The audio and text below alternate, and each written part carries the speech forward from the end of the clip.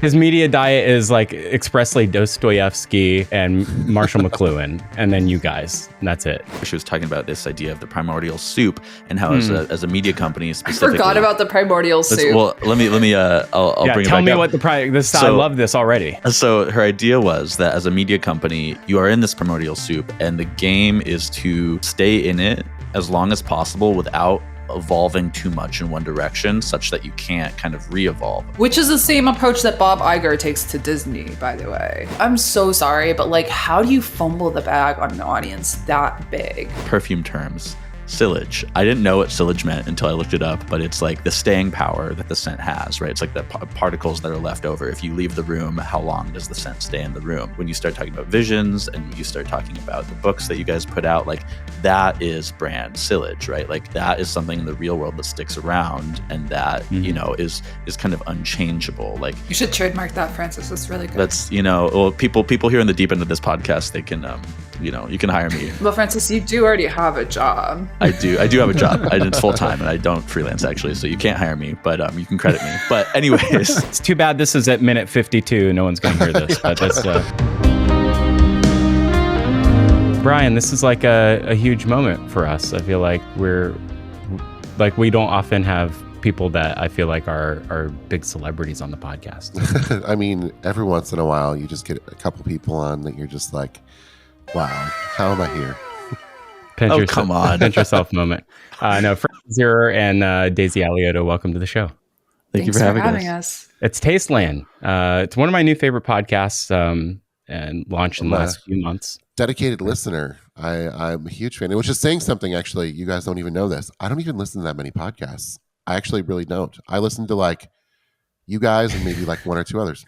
His media diet is like expressly Dostoevsky and Marshall McLuhan, and then you guys, and that's it. That's not too far off. That's a good diet, healthy diet. And The Atlantic every so often. Yeah, I mean, I wouldn't say Francis and I are huge podcast listeners either. I mean, we both are selective listeners to How Long Gone, and actually, I'm on a panel with Chris Black tomorrow at a conference called Brands and Culture. Two things I'm interested in, but a conference I've never attended. I've actually I never listened to a podcast until 5 years ago, pandemic, and then I started listening to a lot of podcasts. These days, you know, it's hard because there's the leisure and the business, the kind of like keeping up on things pods. My favorite podcast, unfortunately, comes out 3 times a week and has no real standing on my work. The Totally Football Show. I became a big English Premier League and like Champions League guy after the last World Cup. Never was a sports person in my life. I think much to my chagrin at this point, I kind of wish my parents had forced me to play a team sport. Never did. But the Totally Football Show is so great. I try not to listen, like, I like, you know, Colin and Samir. I'll listen to Decoder. Yeah, sure. I'll listen to People versus Algorithms. I like to like get into these things that touch on what I actually do for work. I guess that's my biggest problem is that I have been listening to podcasts for hours a week since 2006, maybe 2007. And I have, unfortunately, an antiquated model in my mind of what a podcast is. I'm like the old, like, tech TV, Leo Laporte, you know, early podcast, you know, consumer. What are you saying, Philip? What are you talking about? Yeah, I actually don't know, to be honest. No, exactly. I'm saying words that nobody remembers. And like the old tech journalism podcasts had a format. Mm-hmm. And then that format was like really coded in like early radio. There was actually this really great piece that I saw that was sort of distilled down to a TikTok. But it was like a long form YouTube about the aesthetics of podcasting and how that was carried over from radio and why we use this microphone. Like, right, this microphone being in frame, in shot, communicates something, and the aesthetics of it and the audio quality of it was used in radio because this particular sound had to cut through from a noisy car when you're on your commute. Because it has a specific frequency range and that like cuts through the traffic noise. Like all of these things are, you know, anachronistic. We don't need them today because that's not the world we live in, but it's something that we've come to accustomed to. And all of that was carried over from like old terrestrial radio, right? And I think that's like really fascinating stuff. But my old brain, I'm 45 this year, and I'm like, I've been listening to podcasts now for like way too long. And then I saw Kevin Rose sitting on a couch drinking beer, and I was like, shoot, anybody could do that. I want to do that. And now I've been doing podcasts for a decade plus. And also now I'm doing the old man thing of like, Let me just say, you're not drinking a beer for the listeners. You're not drinking. No, I'm not yelling at a cloud. Yeah.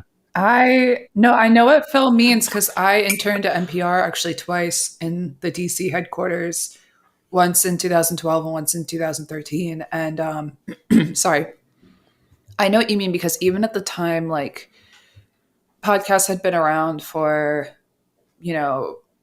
at least 5 years, really, like in a widespread way, but people couldn't really distinguish between what was NPR and what was a podcast. Like there was just such a strong association with public radio and the conventions of that. And I think podcasts were like they were thought of as miniature radio episodes that you could play on demand, not like ambient noise that you put on because you can't stand silence in your house and you want to listen to like two guys talking.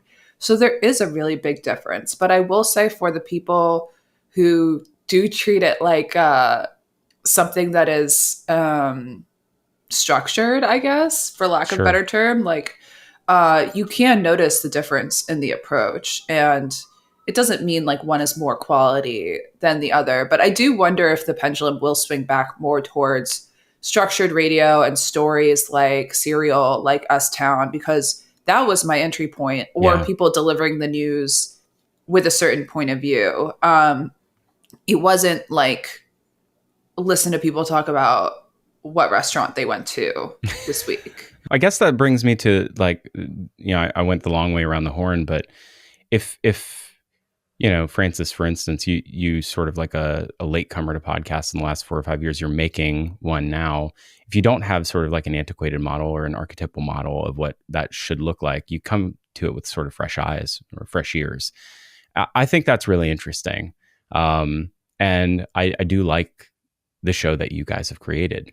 Do you think that you've, tried to find your own way in making Tasteland? And do you think that you've found other inspiration? Are you trying to recreate other inspiration in it, or? I'm going to sneak stuff into this too. Like both of you have media companies of your own, and you came together. I guess Tasteland is the Dirt podcast. Is that It's correct? A joint sleigh. It's a joint. Okay, it's a joint. All right. So explain like how you got into it and what the charter of Tasteland is. Well, Francis and I were sort of like match made because I thought Dirt should have a podcast, and like I'm not proud of it, but like more so to check a box. Mm-hmm. And I think Francis had maybe a clearer vision of what he wanted, but it was also part of, I don't want to speak for you, but like your relationship to Beehive and their distribution. Yeah. Too. So I'd already been doing, when we were introduced, I'd already been doing Critter Spotlight for 6 months or so. I was like maybe 20 episodes into the podcast. And Critter Spotlight is owned by Beehive, and Tyler Dank, CEO of Beehive. I was talking to him. I was like, Critter Spotlight's fun, but it's kind of hard doing. It's just me interviewing a different person every week, and I can get into these ideas and get into the same ideas with people, but it's kind of refreshed every time. Like I can continue the thread, but there's nobody where I can like really develop these ideas with over time. I was like, I want to do a podcast with another person. And so pass it back to you, Daisy. Yeah. And I was like skeptical. I mean, I just didn't know anything about Francis. But I knew like if Beehive was going to underwrite it, it would be stupid not to take the opportunity seriously, because the reason we didn't have a podcast was because I didn't want to start something that I didn't feel like I had the bandwidth to support. And sorry if you can hear my cough drop. It drives my husband crazy. I was like literally reading in bed last night and it hit my teeth like once. And he was like, no. And I was like, really? Not even once? It's so funny. Like, well, some of us are married. The things that you would think are annoying aren't annoying, but whatever. Anyway, but then I met Francis and I was like, oh, he's cool. He keeps it real. Like, I really need somebody who is willing to say, like, when the emperor has no clothes. Because the biggest problem with people who are trying to do culture, but like run a business at the same time is it's so easy for this like dishonesty to creep in. Because you want to be friends with everyone, you want to leave all your options open, and that becomes just not having a point of view. And that sucks. Like who wants to listen to somebody with no point of view or no principles? So we matched really well, but I will say, Francis, I don't know if you agree. Like, since we're talking, like, I don't know, since we're talking like in a meta way, I feel like we are just starting to hit our stride and be creative. I think because it was introduced after our core medium, which is our respective newsletters, although you already had your Creator Spotlight podcast, there is a danger of the podcast becoming a little bit of an afterthought for me. And I do our booking, and I've gotten smarter about the booking. Just bringing on people that have a relationship with other things that Francis and I have been talking about rather than who's available. I also in the beginning was just not optimizing the content. Like now I've started taking the transcripts and actually running them in the newsletter. But before we would just like release it and be like, okay, here it is. And now I feel like I'm just getting to the point where we can actually like take advantage of those fresh eyes and be like, well, what if we like did something totally different? Like I've been threatening to do an episode that's just us sending voice memos back and forth for a week. She's and then a like serial voice noter. Stitching them I'm never together. a voice noter. Serial voice noter here. Yeah, so we could have just like a quilt of real-time cultural observations. Now we're gonna have to do this because they're gonna steal the idea if we don't do it first. Yeah, no, you're right. we're not. It's an arms race to do my we weird are in idea. we have no bandwidth to steal ideas at this point. Like we're too busy loaded up with ideas from 6 months ago. Trust me. I'll say though, like Daisy, like you were saying about hitting our stride. I mean, the first time we recorded an episode, I think we'd spent maybe 2 hours speaking prior to that.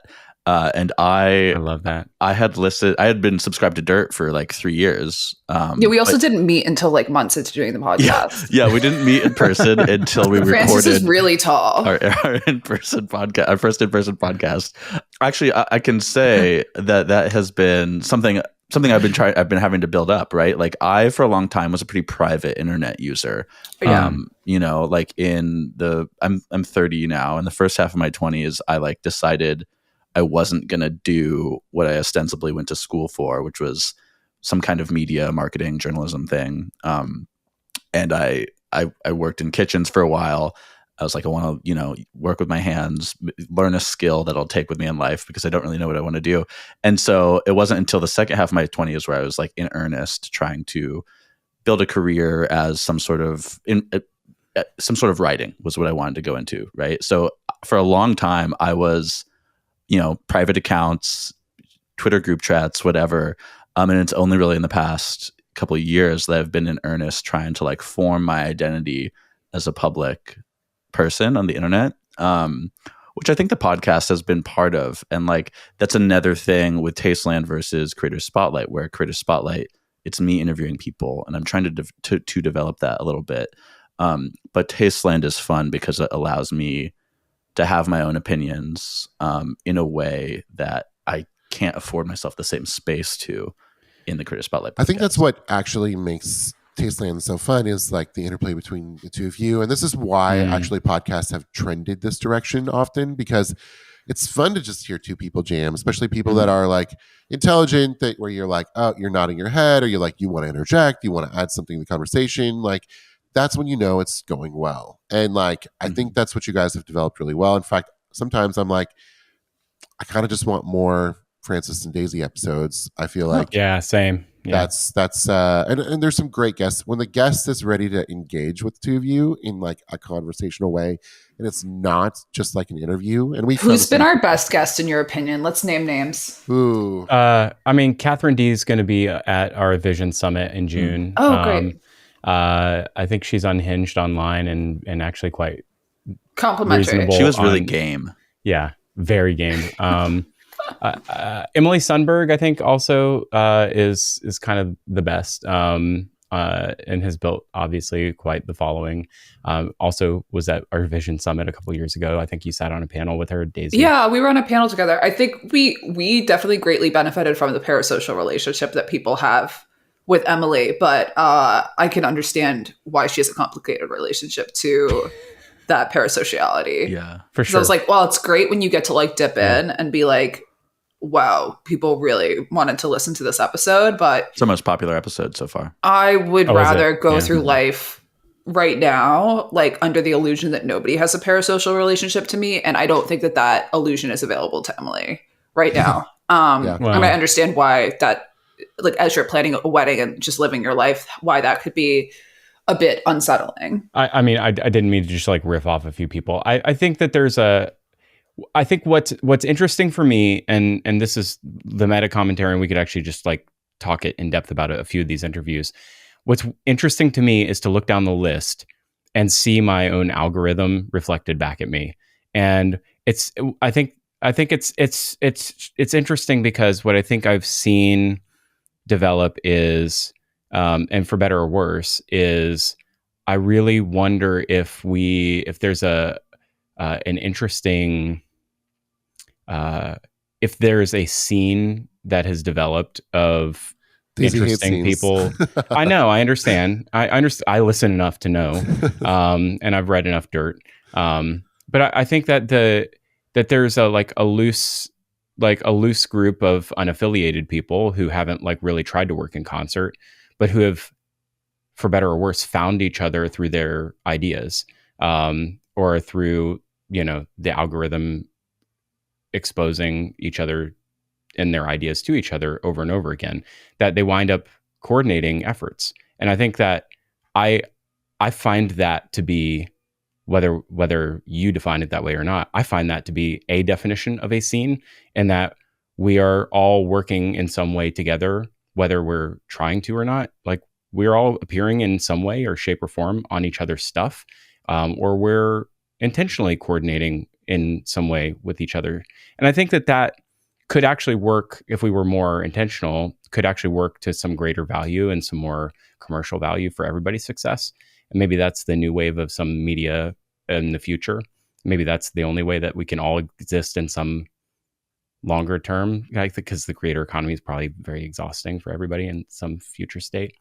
But that's what I look at when I see your list of who you've talked to.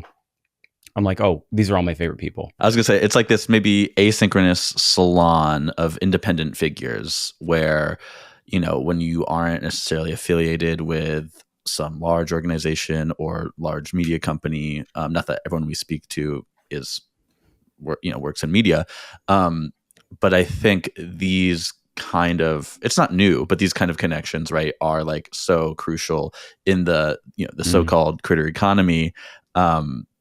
I don't know. I like being part of this like loose web and these nodes that become bigger and the connections become more connections across them. I think it's kind of what you're talking about, where it's like, is it a scene that's locationally based? Like maybe not, but it's kind of a network state, Francis. Yeah, it's a network state. There you go. No. I've been thinking about this because I actually stayed up. I had trouble sleeping last night. I can't remember. Maybe I had caffeine too late in the day. But I had finally got my hands on a PDF of Graydon's memoir. I'm sorry, Graydon, I didn't pay for it, but and really enjoying it so far. And I was up late reading it, and I was like, wow, this is like what you really see teased out is the development of a scene. But what it really is it's like you hear these names early in the book that you realize, like, oh, like, okay, Graydon met this person at Time, and they worked in the Puck building, and that was named after America's first humor magazine. Okay, now I understand.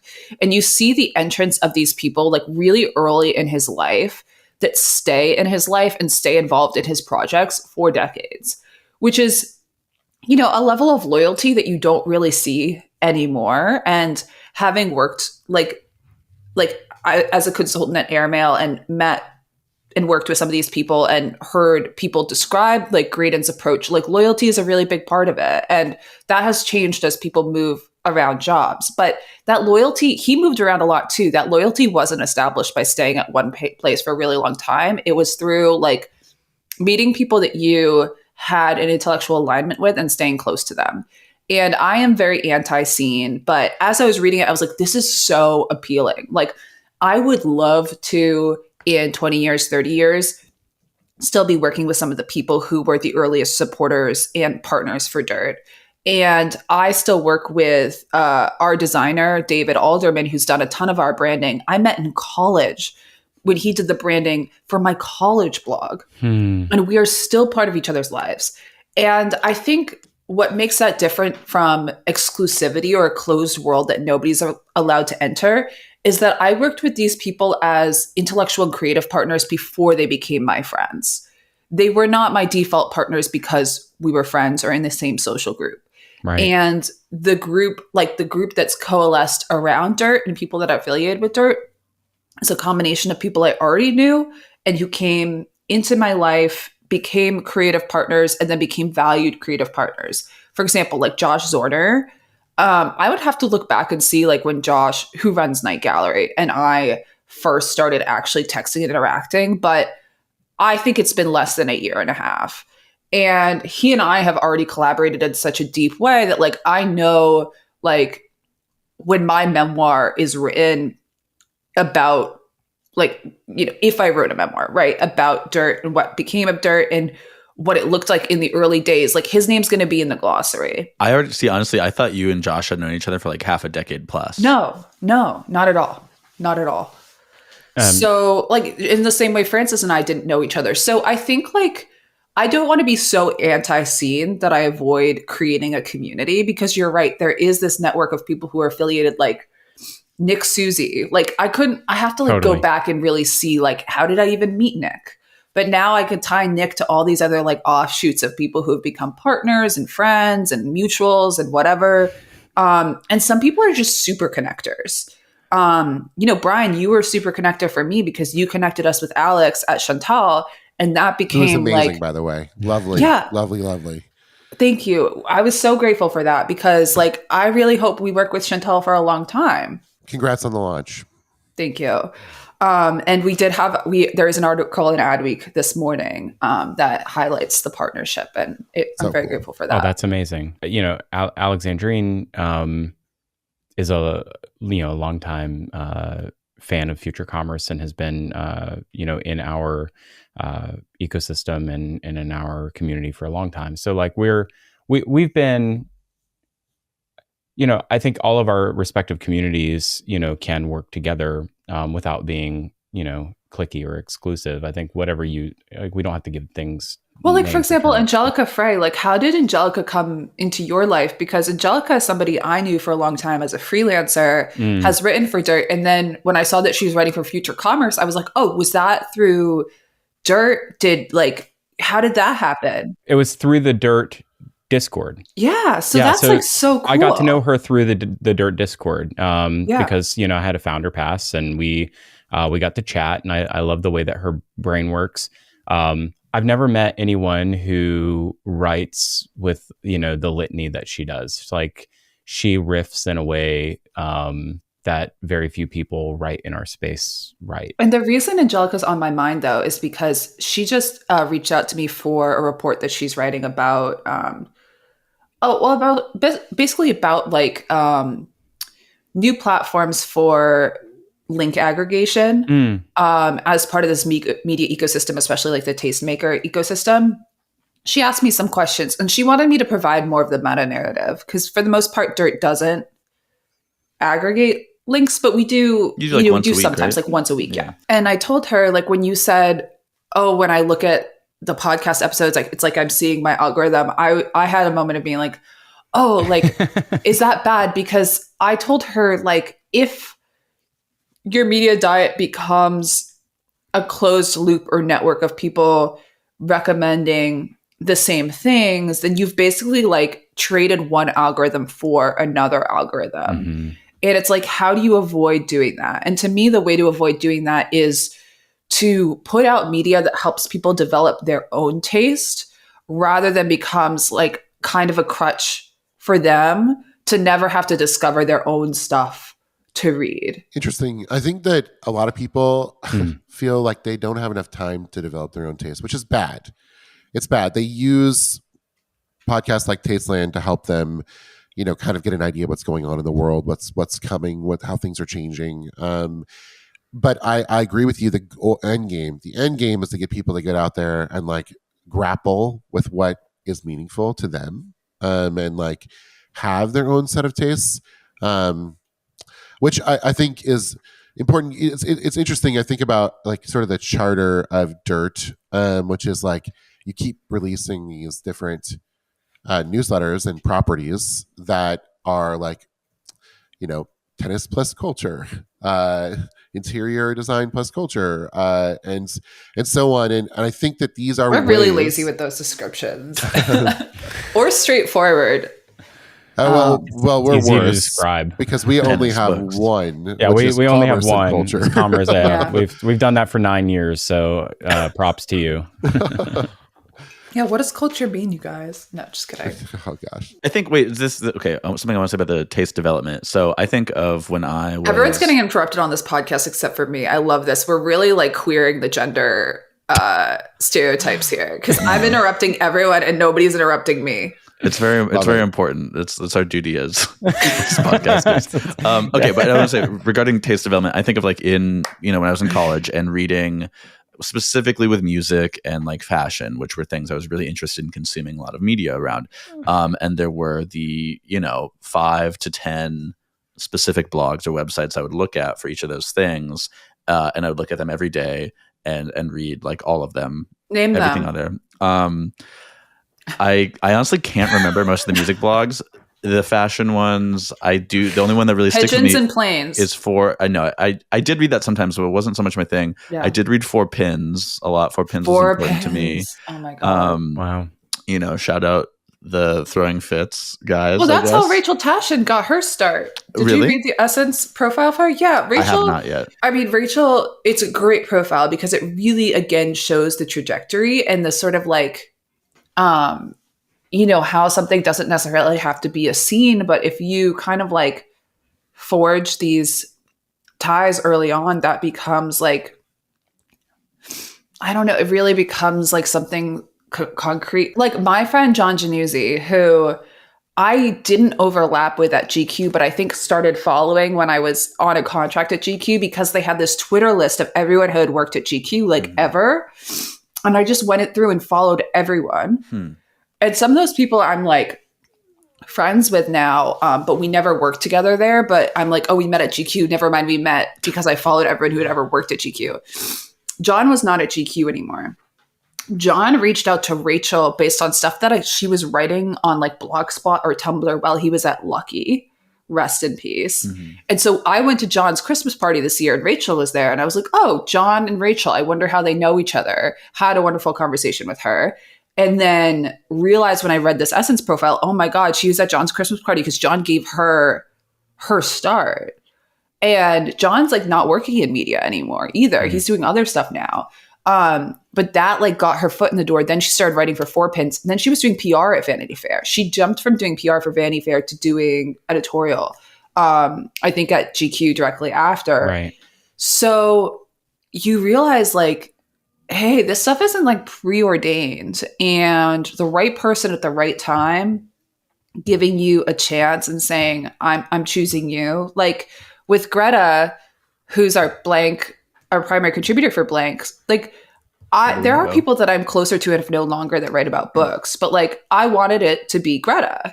So I hope that when like Greta looks back on her career, like she would see writing for Blank as a turning point in getting deeper into this world.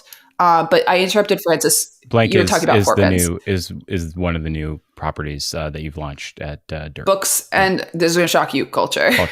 Well, no, the one thing I wanted to say, like building on the don't need to go into the specifics of whatever blogs I do and don't remember reading, 13 years ago, but I think of Ben Dietz's newsletter, Sick Weekly. He has the daily one as well, but Sick Weekly, where it's so many links. And when I first subscribed, I was like, what is this bullshit? Like, how is this even possible? Yeah. How is this possible? How is he gathering this? And one way he gathers Why am I paying for this? Is with his community of people who send him links.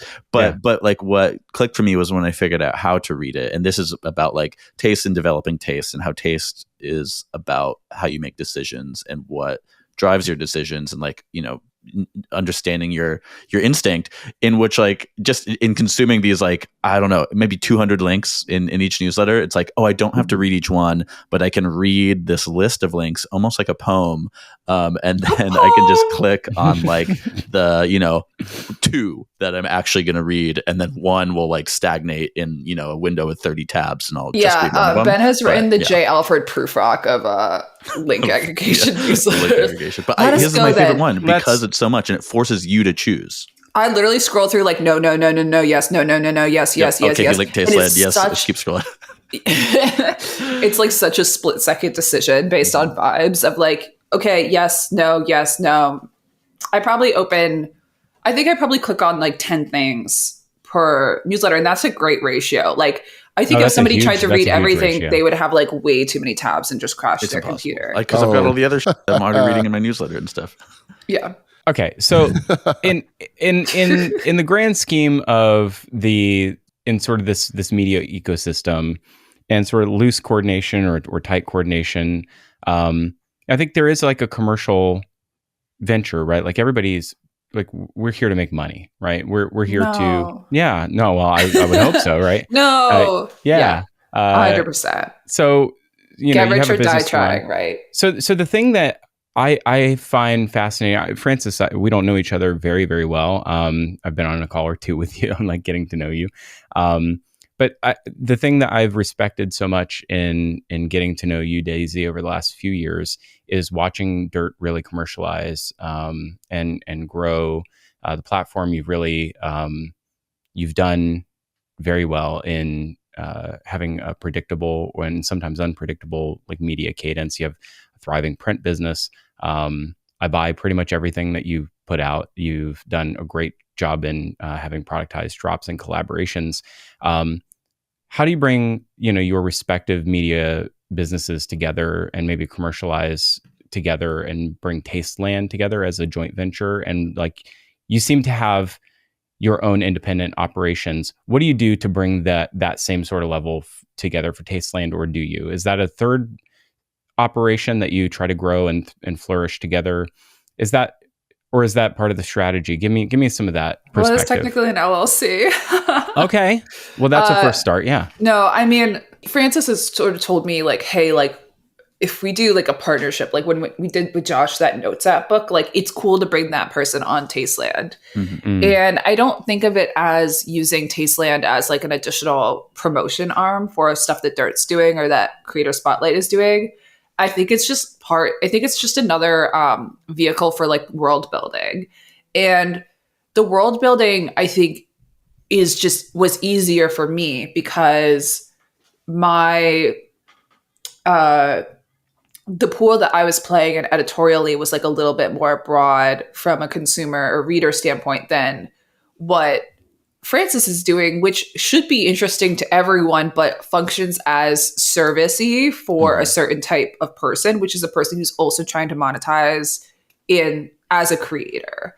And so I think world building for Francis was like maybe like harder than, and is part of like why you wanted this other podcast to like just talk about the culture piece. Mm-hmm. And so I think I don't want to speak for Francis, but I think it's provided like a world building and a sort of like sanding down and more sort of casual vessel for Francis's perspective that doesn't have to be default servicey for the listener. And for me, it's like functioned almost as an extension of a way to have these people who are like characters in the world of Dirt come on and give and talk more at length about their projects and their ideas, if that makes sense. Yeah. Well, and for me, it's like, So the commerce side of it all, we've just opened Creator Spotlight up to ad sales as of last month. And Congrats. Thank you. We'll also be eventually probably trying to get ads in Tasteland to self-support it. But I think Tasteland is more of, again, like a coming together, a place for like conversations rather than it being the main thing itself. We want it to self-sustain. I mean, it costs money to produce it each week. Sure. And we've got the same guy who does the Creator Spotlight podcast producing that. But yeah, it's like, I think Tasteland, there's less pressure on it because it's almost like a side project where we meet in the middle. Whereas Creator Spotlight for me is like that we need to self-sustain, and we just hired an assistant editor there, so the need is even more pressing. But yeah, Tasteland itself is more like self-sustaining, but more of like something that is really fun for us to do with less pressure on it. Yeah, and like to go back to what you were saying before about how could like this scene that's clearly organically coming about from people sharing ideas and sort of like going on each other's podcasts and etc., being linked in each other's newsletters, like, which I don't think anyone's tried to map. And I think like if you tried to map it, you would sort of ruin it. But like it's obvious that there is something here. Like, where was I going with this? Oh, I think what you're implying was like maybe there's more of a role for the scene and like joint monetization. Like maybe there's some way for us to sort of federate our commercial efforts. Correct. And like Francis and I sort of have like a tacit agreement that if I'm ever in a conversation where I feel like it would move the needle to say that we could also use his audience, I'm allowed to just like commit. And vice versa. In the moment and vice versa. I like that. Or just throw the podcast in as part of the deal. And like, that's crucial to have the understanding. And like, I kind of have the same understanding with like Ben Dietz. I'm like, look, if you're in a room and you need to like say Dirt will participate to move the needle, say Dirt will participate and we'll figure it out later. Honestly, he could probably do more for me than I could do for him, but you never know. I want to bring up my you can just do things meets like DIY punk spirit horseshoe theory, where you can just do things is this like kind of this tech bro philosophy that is basically, I mean, maybe there's some differences we could hash out, but it's basically the same thing as like, when I go to like a DIY warehouse rave and it's like that these people set that up and they got a loan for these speakers, whatever. It's the same thing as somebody just doing things like launching their new app that they vibe coded or whatever, right? Like some differences, but I think that's kind of the spirit you're talking about, which is something that you've said, Daisy, like not enough people like are just game to do the thing and like have the follow through. And I think that's something that is important within this kind of community or scene idea we're talking about, is this willingness to like, not like overthink it too much, but just do the thing, see what happens, commit to playing it out. It's interesting. I think that the monetization piece is so important when you think about that, because if there's a bucket of money to work against, it just makes it so much easier to go after. So I actually believe binders full of money. Sales like in this industry is like so underrated. Like the importance of it, like that horrible like grinding thing that we all don't like. It's sort of like this side thing. It's like, actually, that's what empowers a lot of this. It's the whole thing. It's actually the whole thing. I think sales is a horseshoe as well, or maybe it's just like that. The chart where it's like the mid curve is just like the mid curve, and then you have the two extremes. Like, I actually don't consider myself great at sales, but I do think I'm better at one extreme of it, which is if you're going to do sales like in this moment and you're going to be against a large media company that's doing programmatic or that's dealing in programmatic buys, like you either need like a cracked, fresh out of college kid sitting on LinkedIn, cold emailing, fire hose style, or you need somebody who has like a ton of relationships and a really thick Rolodex doing targeted outreach. I think I've kind of fall on the other side. It's difficult to find people like that to help you though. And I feel like the worst thing you can get pulled into if you're a founder or an operator who also does sales is just like sitting in that mid curve. and never really getting anywhere, where you're doing like a bunch of cold outreach, but not really enough to hit a percentage of yeses that's like meaningful. And you're like wasting time that you could be establishing relationships that might not lead to a partnership off the bat, but 2 years from now, that person's going to come to you and say, I have $100,000 left in my budget. What do you want to do? And so I'm trying not to get sucked into like anything that's like the worst of both worlds, but because sales is such a fraught role to begin with, it requires like, I think, a lot of discipline not to. I don't think you can, since we're sort of in the meta inside baseball, sounding like people versus algorithms for a second here, but since we're there, shout out to Troy and Brian. Who's the third mic on that? Alex Schleifer. Okay. Right. Sorry, Alex. The Airbnb guy who always, by the way, on the podcast is always the third guy out. So it's funny that we're also like, what's the guy's name? You know, what's interesting is, you know,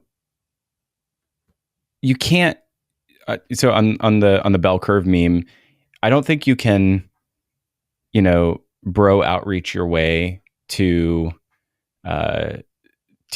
brand, which I think is really the big unlock. I mean, I don't want to, you know, I hate to talk about brand because everyone says brand just in the same way you say culture and nobody really knows what it means.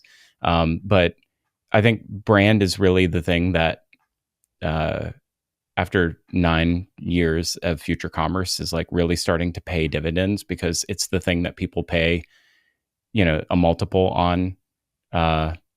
They'll pay additional money to partner with you that they won't pay for other people, with other people. It's the thing that people will give you gratis, you know, space at a trade show, and like a shocking amount of space for free, because they want your name there, and that brings you additional opportunity. There's a level of the brand that and investment in brand that you just can't, like, you know, bro your way into. And I think that if you're on the left side of the bell curve, and the longer you stay on the left side of the bell curve with a bunch of your, you know, ad dudes doing cold outreach, you actually wither away your ability to get to the right side of the bell curve. And I think that, like, to me, it's about the long game. And the longer you can stay in the long game, the better off you are. So, and I know, like, capital models actually dictate a lot of this. So, like, the more money you raise, the less likely you are to be able to stay in the long game longer. Like, you kind of have a fate that's sort of decided. You have to fail fast. Well, this is something Daisy, when Daisy came on Critter Spotlight around the turn of the year, she was talking about this idea of the primordial soup and how as a media company specifically. I forgot about the primordial soup. Well, let me I'll bring it back tell me up. what I love this already. So her idea was that as a media company, especially right now, you are in this primordial soup, and the game is to stay in it as long as possible without evolving too much in one direction, such that you can't kind of re-evolve. And I remember you said, Daisy, like, if you from a distribution standpoint, not a brand from a distribution standpoint, yeah, which is the same approach that Bob Iger takes to Disney, by the way. But yeah, that, like, if you are, you know, Condé Nast and requires millions a month to run your company versus like a small media company where it's like $20,000 a month to run your company, you're kind of more advantaged if you're the 20,000. Because you only have to come up with that each month. But Philip, there was something you were saying that I was trying to connect this back to.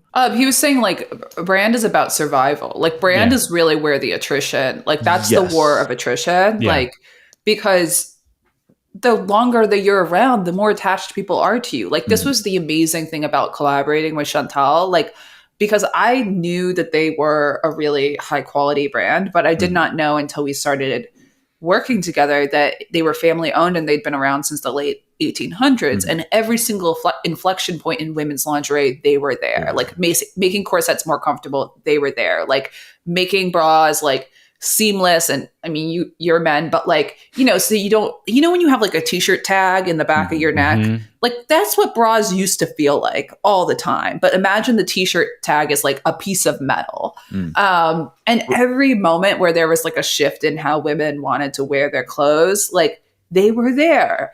And so when we were reaching out to people to do this, like I kept hearing, oh my God, I love Chantal. I love Chantal. And it's like, they're not in the news all the time, like Parade, but look what happened to Parade. Yeah. Right. Well, this is what I was going to connect it back to, is you were talking about playing the long game to build brand, right? Like, I think that is what makes like raising outside capital in media so fraught, is because that puts pressure on you, where you don't really have time to build the brand long game.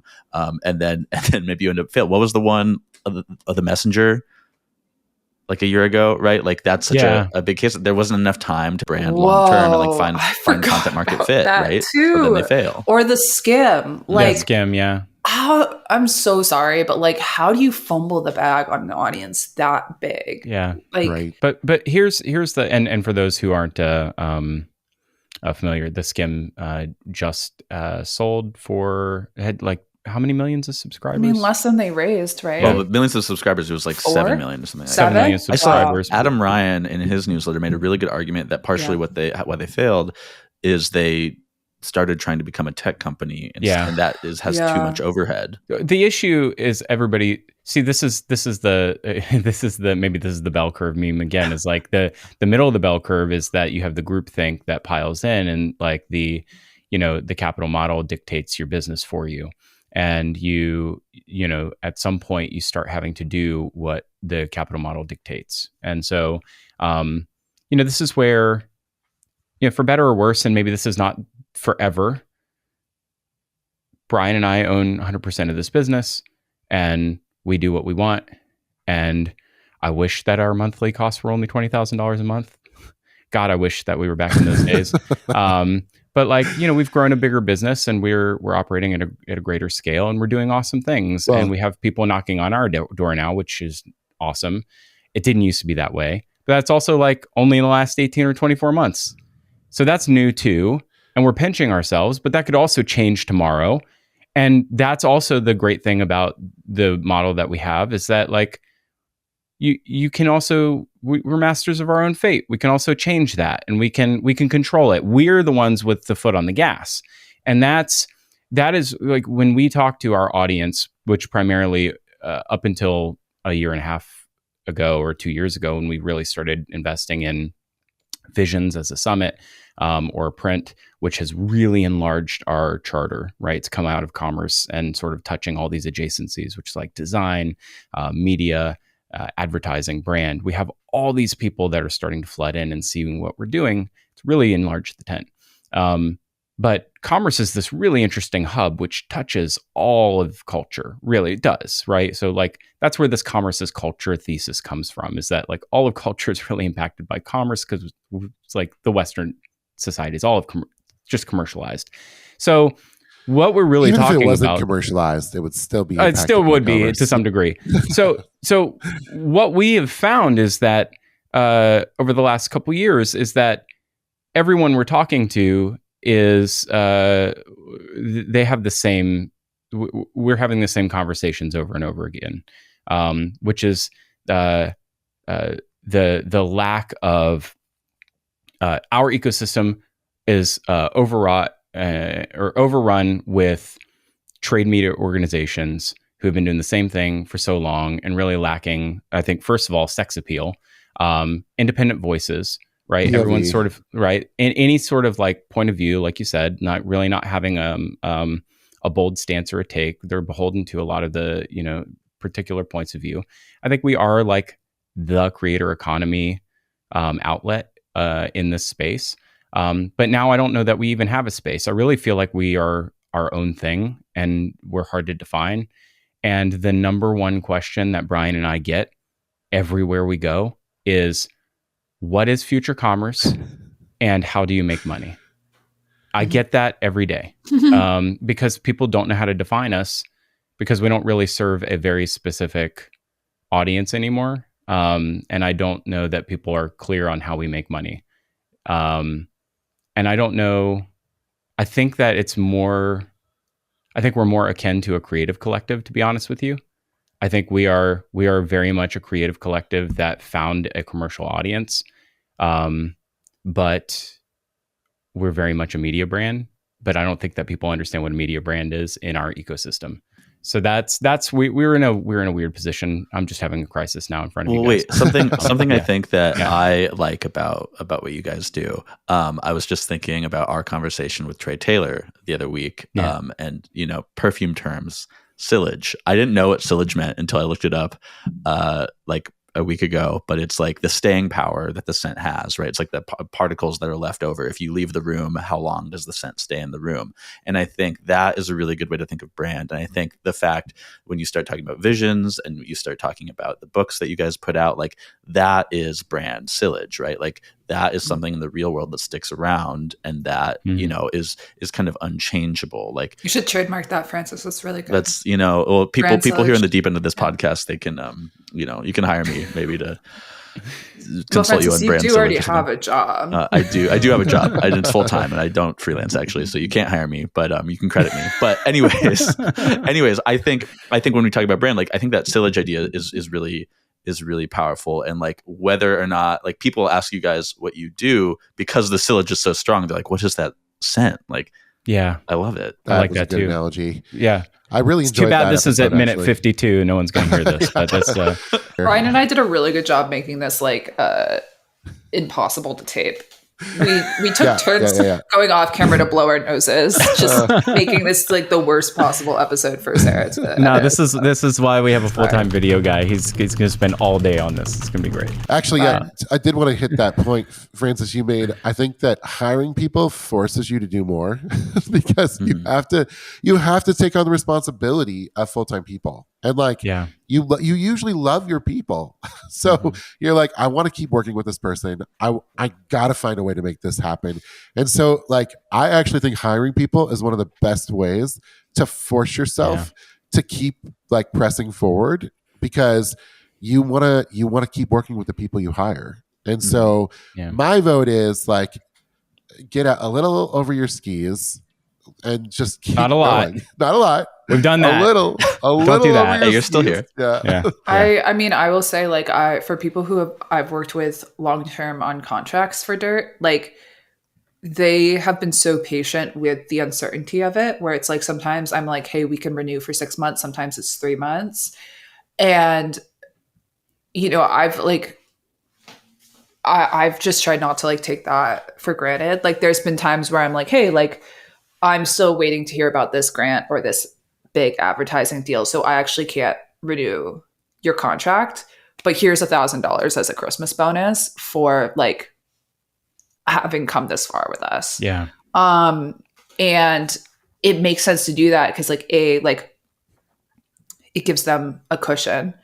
B, like that $1,000 is less than I would be spending if I did renew their contract out, and it allows us to part on good terms where if like we do have a big influx of capital in the future and I can say, hey, I can bring you back on contract again, because nobody wants to fire people. And so, but if you treat like having people who are on contract with you long term, which I was in those relationships when I was freelance, as like something that somebody you don't have an obligation to or that you don't owe them anything, I think that's really like, it's really messed up, and that's really like short term thinking. So even though Dirt doesn't have any other full-time employees, like I do have long-term relationships with people who have been incredibly patient with the ups and downs of the startup. And I try to like be there for them in as many ways that I can because of that. So I think that has like also strengthened the world around Dirt, that like we try to take care of our people, even though we have fewer resources to do it than a lot of other places. I think that's a really astute way to say it, because I think wanting to be with people and wanting to work with people, having a long-term relationship trumps everything. Because, well, I mean, for obvious reasons, I think number one, but number two, over time, when you get the shorthand, And I think easy things come easy, and then hard things come easier over time, especially when you get a good working relationship together. And to your point, we have somebody starting on Monday who it took us 4 years. 4 years we've been on contract, back and forth, talking about a full-time role, big deal hire, like press release worthy hire. We've been going back and forth, and it's finally happening. Monday's her first day. And, it's like, be patient. It'll happen. We're going to do this. All right, here's the cliffhanger. I have to know what you guys think of the Ghibli memes. Have you covered this on the Tasteland podcast yet? Have you? No, we didn't. No, but it's in my notes to ask you guys about it. All right, I need to know. All right, if so, we're going to talk about it. We're going to talk about it over on the Tasteland feed, and if you want to hear what Daisy and Francis think about it, we're going to cover it on part 2. We'll hit it over on their main feed. Thanks for joining Future Commerce. Thank you for having us. This was so fun.